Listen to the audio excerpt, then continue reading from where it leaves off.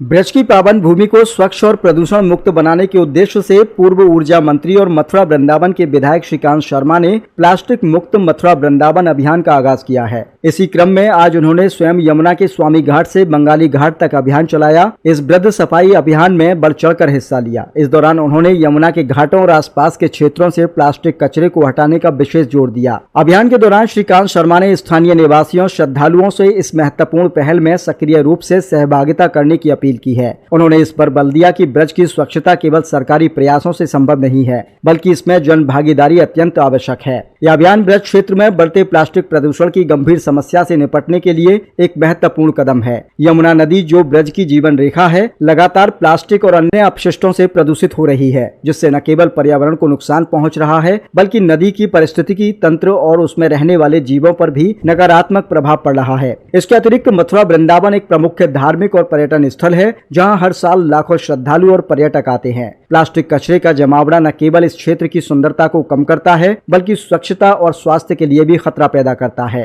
श्रीकांत शर्मा ने अभियान के दौरान कहा कि यह हमारी नैतिक जिम्मेदारी है कि हम अपनी पवित्र यमुना और ब्रजभूमि को स्वच्छ रखें। प्लास्टिक एक गंभीर समस्या है जो हमारे पर्यावरण को लगातार प्रदूषित कर रही है। हमें सामूहिक रूप से इस चुनौती का सामना करना होगा और प्लास्टिक के उपयोग को कम करके या पूरी तरह से समाप्त करके प्लास्टिक मुक्त मथुरा वृंदावन के लक्ष्य को प्राप्त करना होगा। यह पहली बार नहीं है जब श्रीकांत शर्मा ने ब्रज की स्वच्छता के लिए प्रयास किए हैं। पूर्व में भी उन्होंने यमुना घाटों के निरीक्षण और प्लास्टिक मुक्त अभियान को गति देने के निर्देश दिए थे। उन्होंने यमुना में गिरने वाले नालों को बंद करने पर भी जोर दिया है। हालांकि यह एक बड़ी चुनौती बनी हुई है और इस दिशा में अभी भी बहुत काम किया जाना बाकी है। इस अभियान के माध्यम से श्रीकांत शर्मा न केवल घाटों की तत्कालीन सफाई सुनिश्चित कर रहे हैं, बल्कि लोगों में प्लास्टिक के हानिकारक प्रभावों के प्रति जागरूकता भी पैदा कर रहे हैं। उम्मीद है कि यह पहल ब्रज को वास्तव में प्लास्टिक मुक्त बनाने की दिशा में एक बड़ा कदम साबित होगी, जिससे न केवल पर्यावरण को लाभ होगा, बल्कि स्थानीय लोगों और आने वाले श्रद्धालुओं के लिए एक स्वच्छ और स्वस्थ वातावरण भी सुनिश्चित होगा। उन्होंने सभी से अपील की है कि वे दैनिक जीवन में प्लास्टिक के उपयोग को बंद करें और कूड़े को सही जगह पर ही डालें, ताकि मथुरा वृंदावन की पवित्रता बनी रहे।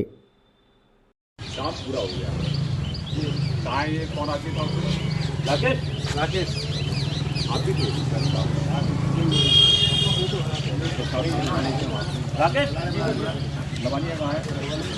आप नहीं तो लवानिया इसमें आप लोगों ने उसने जेसीबी चलाई, मुझे फोटो भेज दिया। आपको लगता है कि ये भी नेता है, बस फोटो हो गया और गया, तो ये क्यों नहीं साफ हुआ अब तक?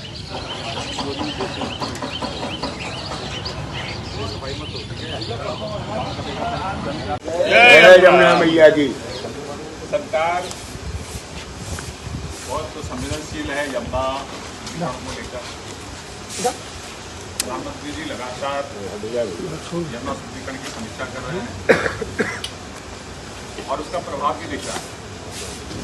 मथुरा में लगभग हमारे 36 नाले थे, 36 में से 32 नालों पर हमारा काम पूर्ण हो चुका है। 2017 से लगभग जो शेष नाले हैं उन पर भी बहुत तेज गति से काम चल रहा है और वो 31 दिसंबर 2025 तक पूर्ण रूप से उनका कार्य पूर्ण हो जाएगा। यमुना में जो गंदा पानी मथुरा वृंदावन का आ रहा है वो पूर्ण रूप से बंद हो जाएगा। लेकिन ये जो प्लास्टिक है, ये प्लास्टिक से हमें अपनी माँ यमुना को मुक्त करना है और ये तभी संभव हो पाएगा जब हम अपने घरों को प्लास्टिक से मुक्त करेंगे। राजनीति होती रही है और आगे भी होती रहेगी, लेकिन यमुना मैया हम सब ब्रजवासियों की साझा है। ब्रज हम सबका साझा है।